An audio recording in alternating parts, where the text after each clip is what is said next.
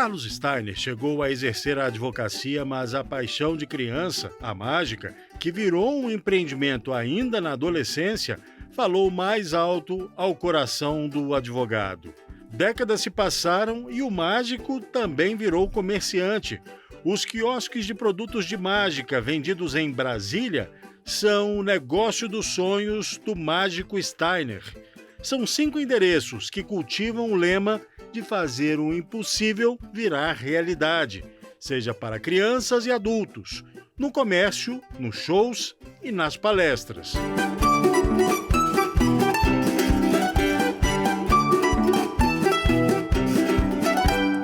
Sou nascido na cidade do Rio de Janeiro e vim morar em Brasília com 9 anos de idade.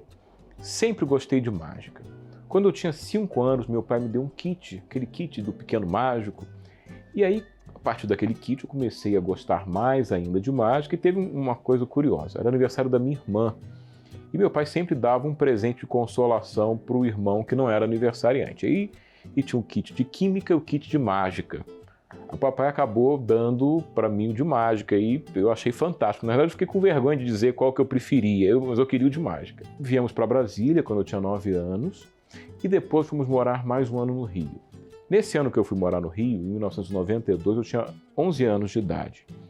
Eu morava perto de um shopping em que havia um quiosque que comercializava produtos de mágica. E eu vivia no quiosque, então todos os meus presentes de aniversário, Natal, Dia das Crianças, era desse quiosque de mágica.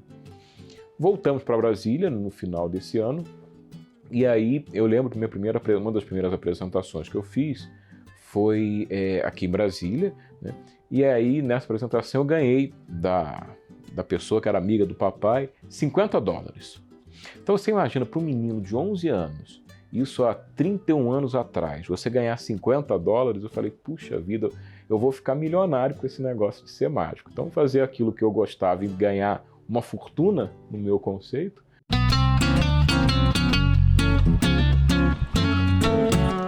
Meu nome é Carlos Steiner, tenho 42 anos e sou mágico. Tem um lado comerciante, eu acho que já vem desde menino. Paralelo à mágica, eu gostava de vender doce para meus colegas. Então eu fiz essa matemática, né? Que uma balinha custava R$1, uma caixinha com 50 balinhas custava 20. Então se eu vendesse aquela caixinha, eu poderia ter R$50. E era uma época que a inflação também era muito alta. Então era uma forma de eu preservar meu patrimônio. Eu comprava uma caixa de chiclete, de balinha, de chocolate e vendia para meus colegas na escola, né? Então acho que o comércio começou aí, né? Com os 16 anos eu comecei a fazer mágica profissionalmente. Assim, esse episódio de fazer um show, ganhar alguma coisa, foi uma coisa com 11 anos, mas com 16 eu comecei a fazer show. Então eu considero o início do meu empreendimento aos 16 anos, com a parte de show, né? Então eu comecei a fazer eventos, aniversário de criança, e com 16 anos, a partir dos 16, eu nunca mais parei nenhum final de semana trabalhando com mágica.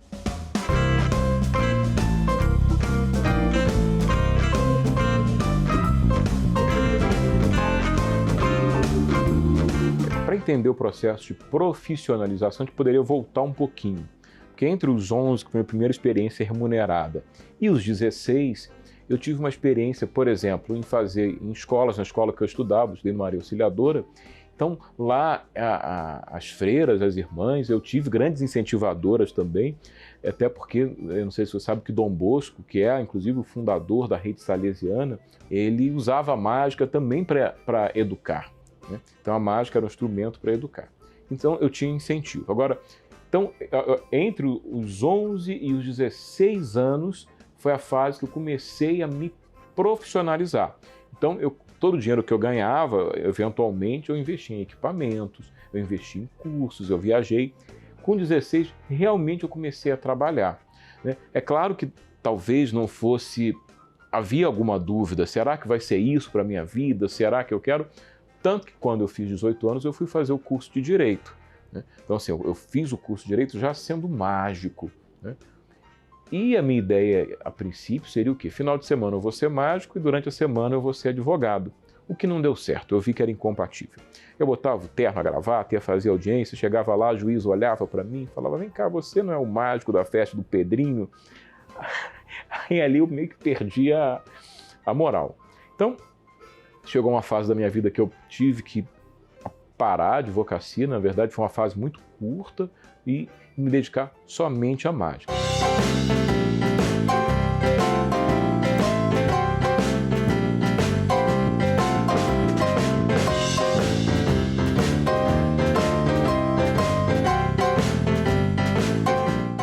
O comércio surgiu logo no início, quer dizer, o comércio tem 24 anos, eu tinha 18 anos, e aí surgiu da seguinte forma, eu fazia shows para um shopping, o Pátio Brasil, e nesse shopping eu tinha patrocinadores para os shows. E aí chegou um momento que eu falei, puxa, eu acho que eu posso ser o meu patrocinador. E conversei com o shopping, na época o gerente de marketing Renato Orne, que é um grande amigo, falou, olha, legal, eu topo. E aí eu abri o quiosque. E a partir daí, em 1999, a partir daí o comércio começou a existir na minha vida. Então, o show ele era mais forte e o comércio ele era secundário. Sempre gostei do comércio, talvez até como uma forma de voltar na história da venda das balinhas, dos chicletes que eu era quando eu era menino. Eu achava fantástico você comprar por 20 e fazer 50. E aí, quando a minha esposa ficou grávida da minha filha mais velha, eu decidi investir mais no comércio. Por quê? Porque o trabalho do mágico ele é muito em final de semana. E até então, minha esposa era minha assistente, ela ia comigo nos shows e era perfeito. Mas imagina o seguinte, minha esposa tem um trabalho normal também durante a semana, aí você imagina como é que os meninos passam a semana estudando. Chega final de semana, o pai vai sair para fazer show. E a partir daí que o comércio, foi uma troca de chave, né? O comércio passou a ser mais forte do que a área de show. Né? Eles coexistem hoje até de uma forma... um ajuda o outro. Né? Quer dizer, no comércio você divulga o show, no show você divulga o comércio.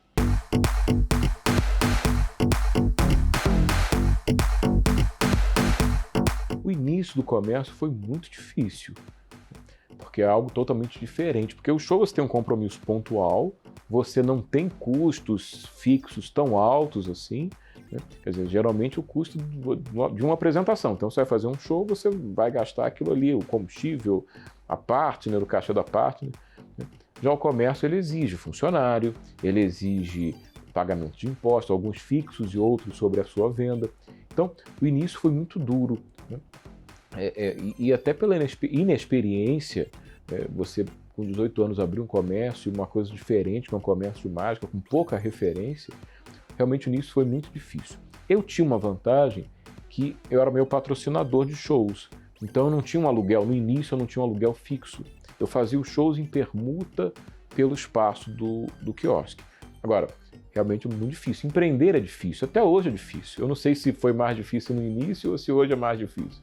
Cada um tem uma dificuldade diferente, né? Os compromissos vão mudando. Você passa a ser responsável por coisas diferentes. No início, seu compromisso é menor, você tem menos funcionários. Eu mesmo ia para o balcão por muito tempo, já fiquei muito tempo sem ter nenhum funcionário, eu abria e fechava, mas eu era novo, né? A disposição era outra, não tinha família, não tinha filhos. Hoje a responsabilidade é diferente.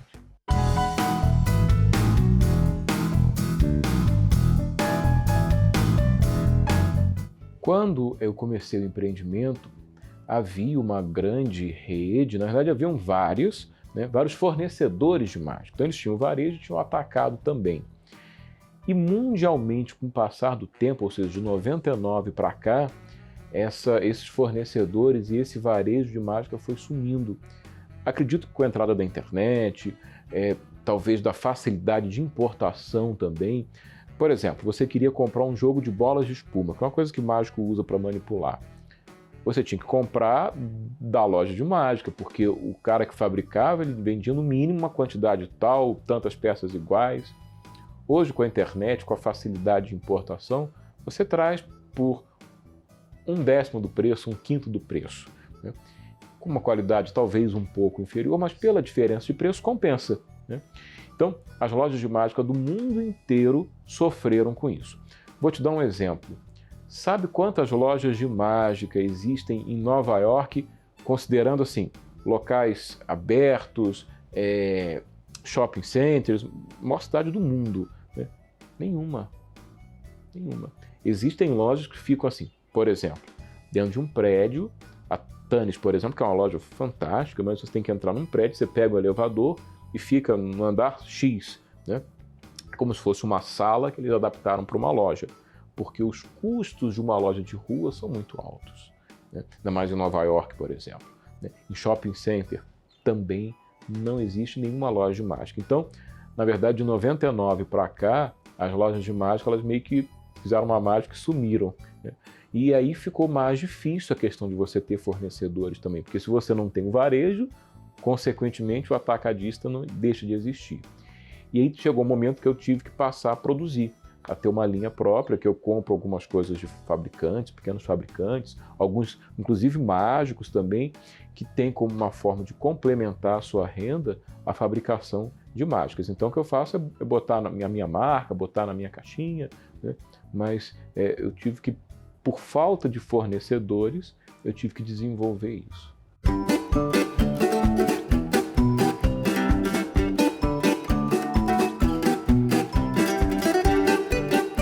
Eu acredito que comigo tenha sido um pouco diferente. Na verdade, foi um pouco mais fácil. Porque hoje, quando você vai abrir um empreendimento, você tem de cara o aluguel. Então, quanto melhor o seu ponto, mais caro o seu aluguel. Se você entrar num shopping, você não vai ter um aluguel barato. E quanto melhor o shopping, mais caro. E quanto melhor o ponto, menor a negociação com o shopping, porque o shopping sabe do poder de venda que ele tem.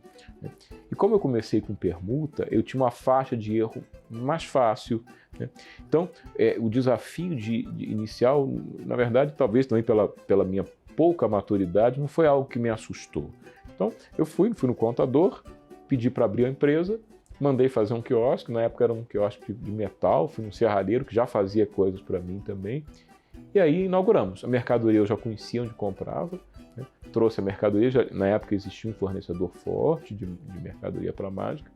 Então, na verdade, eu não tive muita dificuldade nesse aspecto, né? Talvez por conta de já estar no meio, por conta de já conhecer o shopping, por conta de ter essa parceria. Talvez, se não fosse isso, eu não teria começado e talvez eu não estaria no comércio.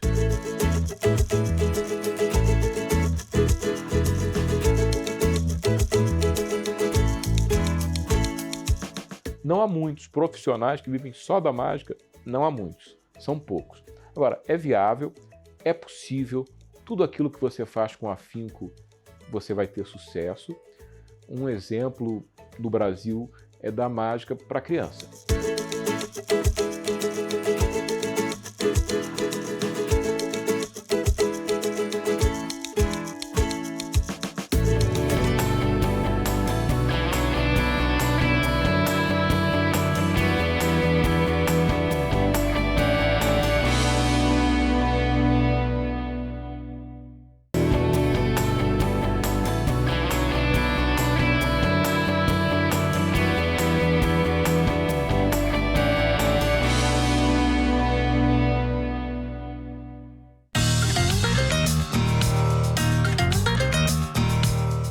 Nossos primeiros clientes, eles eram pessoas que estavam passando em sua maioria, porque o shopping te dá isso, né? É o público que já passa, que já está no shopping e aí vê algo diferente, um quiosque de mágica é uma coisa diferente. Aí a curiosidade, né, faz com que ele se aproxime, que ele pergunte e aí nós fazemos as demonstrações das mágicas.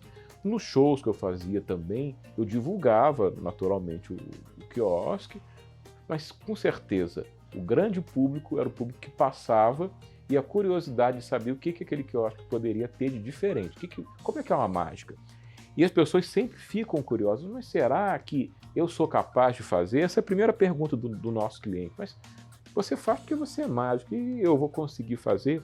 E o nosso grande desafio, o nosso filtro, quando a gente coloca um produto à venda, é de escolher produtos que a pessoa consiga fazer.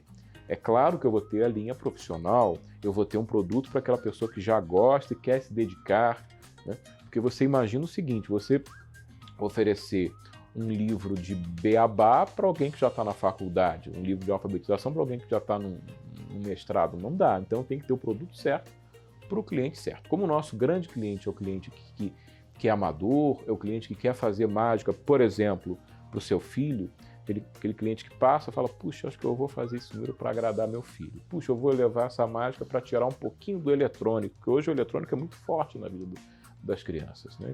Então eu vou comprar uma mágica, vou treinar. Toda mágica é bom, por mais simples que seja, é bom você ter um treino.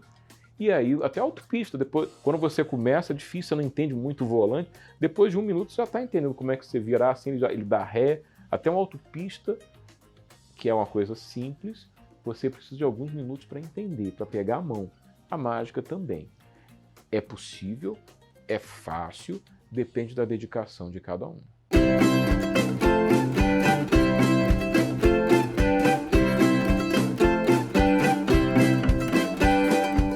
Nosso foco principal são as mágicas. Mundialmente, toda loja de mágica tem os apetrechos, né? O que são esses apetrechos? São as pegadinhas. Meu tempo era pegadinha, agora é trollagem. O almofado do pum, a pessoa sendo trabalhador de pum. Aquele que você abre e pula uma cobra. Então tem as brincadeiras. Tem também os jogos educativos. Então você tem xadrez, dominó, baralho que está ligado à mágica também. Tem alguns geleias, algumas coisinhas também para, a gente chama de uma perfumaria, mas o nosso foco principal é a mágica. E as mágicas que mais saem são as clássicas. Por exemplo, fazer uma flor aparecer, fazer a dos copinhos em que as bolinhas atravessam os copinhos, o baralho em que você descobre a carta da pessoa. Então, as que mais saem são as clássicas, as mágicas que mais vendem. Para você ter ideia, uma das mágicas mais antigas do mundo, se não a mais antiga, que chama-se Cups and Balls, que são os coviletes americanos, é a minha campeã de vendas e a mais antiga do mundo. Então, a mágica ela é sempre atual e parece que quanto mais clássica, mais sucesso faz. A profissão de mágico é uma profissão muito grata. No Brasil, nós temos poucos mágicos, em Brasília, então, menos ainda. Na mágica, temos alguns que são profissionais, que vivem só disso, e temos alguns que poderíamos chamar de semiprofissionais, que são aqueles que têm alguma atividade, então bancário, trabalham em algum ministério, tem alguma outra função, professor, e que a mágica ela também é um complemento de renda. Então, às vezes, ele tem um trabalho comum e no final de semana ele exerce a profissão de mágico. Não há muitos profissionais que vivem só da mágica, não há muitos, são poucos. Agora, é viável, é possível, tudo aquilo que você faz com afinco, você vai ter sucesso.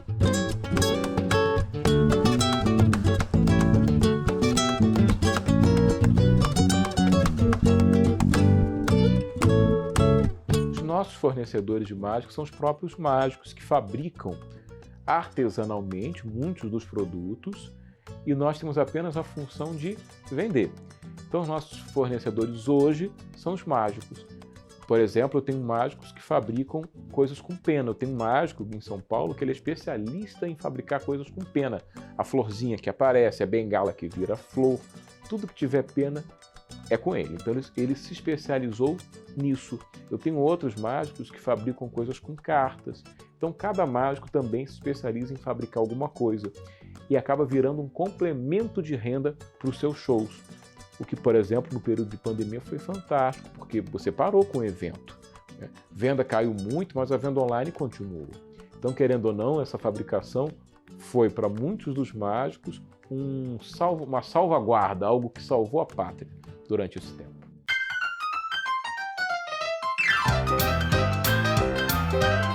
Como um pequeno empreendedor, acho que a maioria, a gente meio que faz tudo, né? Eu tenho uma sócia que cuida da parte de equipe, eu cuido mais dessa parte de produto, de criação, de mágica. E nos quiosques, na loja, a gente tem os vendedores, são pessoas que vendem mágica. Temos também uma equipe de treinadoras que ajudam a passar as novidades que vão chegando, que acompanham de perto as meninas. Então, é uma equipe enxuta. Eu, como dono, como empreendedor e a minha sócia, a gente trabalha muito. Há essa divisão, mas nós sempre nos ajudamos também, porque às vezes até uma troca de opinião também, cada cabeça pensa de uma forma distinta, Mas o pequeno empreendedor, ele é sempre um faz-tudo. A gente tem que entender um pouco de tudo. Tem vezes, eu, por exemplo, adoro ir para balcão, adoro atender o cliente, adoro conversar. Então, para mim, é sempre fantástico poder estar com o cliente, estar como vendedor, né, como atendente, enfim, fazer qualquer parte das atividades da empresa, para mim, é sempre uma alegria.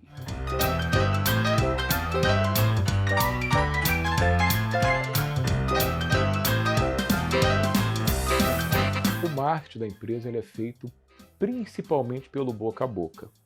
É uma pessoa que compra, que gosta, que indica para o vizinho, que indica para os amigos, e também como a gente está nos shoppings que tem a circulação, que tem um público nato do shopping, o curioso, aquilo que eu já disse, aquele cara que olha e fala, puxa vida, olha que coisa diferente, eu acho que o que você tem aí? Aí ele se encanta com o produto e faz a opção por comprar e reproduzir isso. E quando ele compra e faz, vai ter alguém que vai ver, fala, puxa, mas que legal, eu também, comprei lá no quiosque mágica do shopping, do pátio, do conjunto, ou na loja. Então, o próprio cliente ele é um excelente divulgador da nossa loja, da nossa marca. É claro que existe o trabalho de internet também nas redes sociais. Hoje, se você não está na internet, dificilmente existem empresas que não estão, mas dificilmente você consegue sobreviver. A internet sempre ajuda. Agora, o nosso principal é o boca a boca, ainda. Tanto para a venda quanto para os shows também.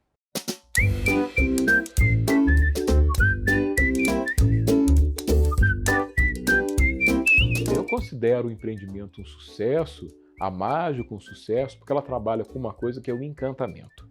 Uma coisa que as empresas estão começando a buscar e já é uma coisa intrínseca do nosso negócio. 3 copos e 3 bolas não são nada. Agora, quando você executa os movimentos pertinentes àquela mágica, então a bola atravessa o copo e aquilo ali se torna mágico.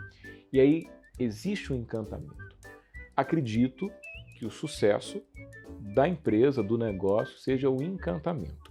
Uma coisa que é natural, é intrínseco, porque é da mágica. A mágica ela tem obrigação de encantar. E uma coisa que as empresas estão procurando.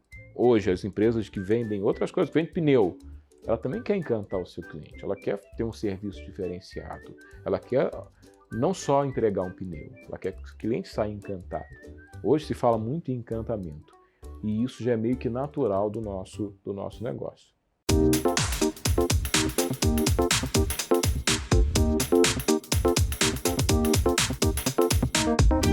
A parte contábil da empresa fica a cargo de um escritório, que é a Decom, que está conosco desde o início.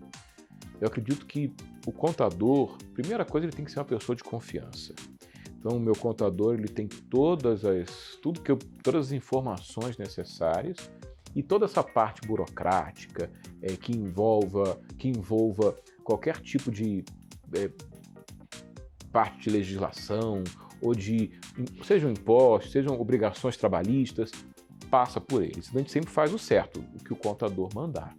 Quem cuida dessa parte burocrática, contábil, é o nosso contador. A gente tem um escritório e fica a critério deles e nós só seguimos, assinamos, porque tem que ser com alguém que entende. O negócio é fazer mágica.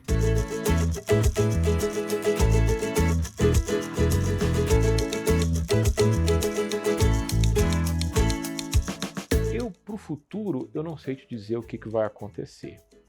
Porque o que eu tenho, assim, o que já acontece, já é muito bom. Então, eu acredito muito na oportunidade. Às vezes surge uma oportunidade e você tem que aproveitar. Então, o comerciante ele tem que saber a hora de entrar em campo e a hora de sair também. É fundamental. Então, o futuro, eu não consigo dizer para você qual que vai ser o futuro agora. Porque eu acredito muito na questão da oportunidade. Uma boa oportunidade você não pode perder.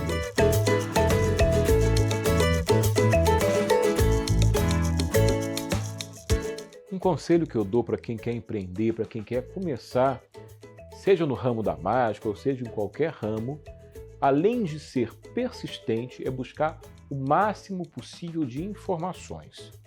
Então, conversar com quem já teve um negócio, porque às vezes a gente fica com vergonha, não quer falar, acredita que a pessoa que está já com o negócio em funcionamento ela não vai dar informações. E muitas vezes a pessoa que tem um negócio, ela até gosta de falar sobre isso, ela precisa falar sobre isso. Então, o conselho que eu dou para quem está começando é ser persistente e buscar as informações certas. É claro que ela vai ter que botar um filtro, ela vai ter que saber o que se aplica a ela. Então, acredito que são as duas coisas que são muito importantes para empreender.